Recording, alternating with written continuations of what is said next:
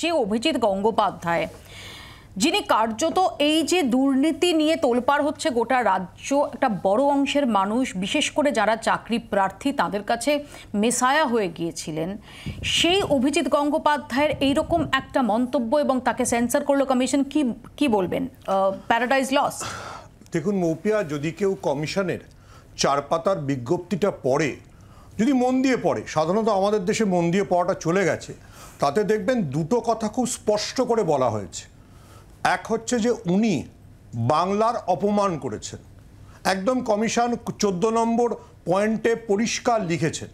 তার আগের পয়েন্টে লিখেছেন যে commission as a election commission, যার দেশের নির্বাচন পরিচালনা করার কথা, তারা মনে করছে এই ঘটনাটা গোটা দেশের নারীদের জন্য অপমান এবং ইলেকশনকে মহিলাদের জন্য যতটা লেভেল প্লেইং ফিল্ডে, I am quoting election commissions point, সেই লেভেল প্লেইং ফিল্ড বা মহিলাদের যে সম্মান দেওয়ার কথা ইলেকশন কমিশন ভেবেছিল তাকে অপমান করা হচ্ছে।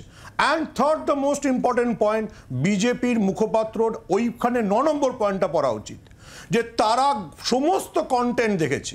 মমতা বন্দ্যোপাধ্যায় কী বলেছেন, মমতা বন্দ্যোপাধ্যায়ের পাল্টা জবাবে অভিজিৎ গঙ্গোপাধ্যায় কী বলেছেন, দেখে তারা এটা বিবেচনা করেছেন।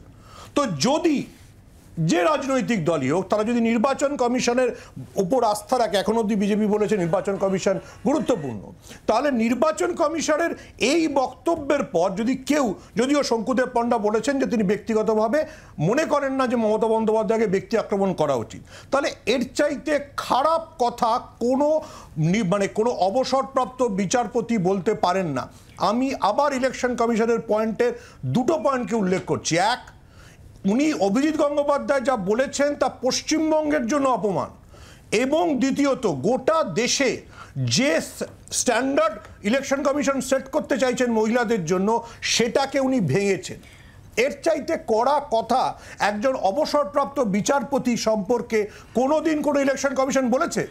খুব ইম্পর্টেন্ট একটা পয়েন্ট আপনি তুলেছেন সুমনদা। আমি একটু শীর্ষেন্দুর কাছে আসবো। শীর্ষেন্দু, কি মনে হয় যে এই 24 ঘন্টার সেন্সর এটা যথেষ্ট? হ্যাঁ, দীনবন্ধু মিত্রের লেখা সদবার একাদশীতে যে সমাপ্তি সঙ্গীতে যে ব্যঙ্গ এবং তির্যক ব্যবহার করা হয়েছে, তার থেকেও রাজ্যের রাজনীতির অবস্থা খারাপ হয়ে গেছে। আজকে শাসক দলই হোক আর বিরোধী দলই হোক, এই কুরুচিকর মন্তব্য কিংবা কোনোরকমভাবে যে রাজনীতির আঙিনায় ভাষার প্রয়োগ, শব্দচয়ন, এগুলো ঠিক করে হবে না কেন? আজকে তো ইলেকশন কমিশন অবশ্যই দেখছেন, যারই হোক, শাসক দলই বলুন আর বিরোধী দলই বলুন, ইলেকশন কমিশন 24 ঘন্টা ওনাকে মঙ্গলবার 5টা থেকে বুধবার 5টা অবধি সেন্সর করেছেন, এবং যে কোনো কাউকে করতে পারেন। যারা এরকম বলছেন, আজকে বাচ্চা ছেলেরা যখন টিভি দেখেন তারা কি শিখবেন? আমার এখানে প্রশ্ন শীর্ষেন্দু, আমি একটা একদম অন্য অ্যাসপেক্টে দেখার চেষ্টা করব যে অভিজিৎ গঙ্গোপাধ্যায় গত 2 বছর ধরে আমরা দেখেছি যে এই যে বিচার ব্যবস্থার ক্ষেত্রে নিজের যে ইমেজটা, সেটা একটা মেসায়ার পর্যায়ে নিয়ে গিয়েছিলেন।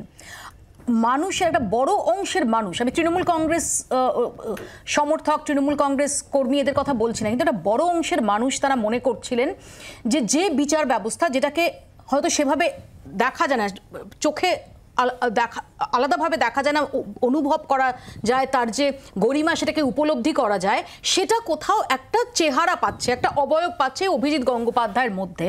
প্রথমত হচ্ছে তার এই অবসর নেওয়ার আগেই ইঙ্গিত দেওয়া যে তিনি রাজনীতির ময়দানে নামছেন, তার বিজেপিতে যোগ দেওয়া, প্রার্থী হওয়া অবসর নিয়ে, এবং তারপর এহেন মন্তব্য। কয়েকদিন আগে তিনি আরো একটি মন্তব্য করেছিলেন যে মমতা বন্দ্যোপাধ্যায় কি রোহিঙ্গা, তিনি এই প্রশ্ন করেছিলেন। আপনি যেটা বলছেন সেটা ইলেকশন কমিশনের 14 নম্বর পয়েন্টে আছে। বলেছে ইলেকশন কমিশন যে তারা অভিজিৎ গঙ্গোপাধ্যায়ের পাস্ট এডুকেশনাল কোয়ালিফিকেশন সব কিছু বিচার করে তাদের কোনো ডাউট নেই যে অভিজিৎ গঙ্গোপাধ্যায় কতটা গর্হিত অন্যায় করেছেন, considering his past professional and educational qualification. আমি একটা বলতে পারি যে দৈহিক রক্তক্ষরণের পাশাপাশি মানসিক রক্তক্ষরণও বন্ধ হোক। মানুষ কিন্তু, সাধারণ মানুষ চায় সুস্থ স্বাভাবিক ভোট হোক। এরকম কুরুচিকর মন্তব্য বলুন কিংবা কোনো রকম রক্তক্ষরণ বলুন, কিচ্ছু চায় না মানুষ, এগুলো দেখতে চায় না মানুষ, রাজনৈতিক আকচা এগুলো চায় না। বাংলার আওয়াজ, বাঙালির আবেগ, জি 24 ঘন্টা।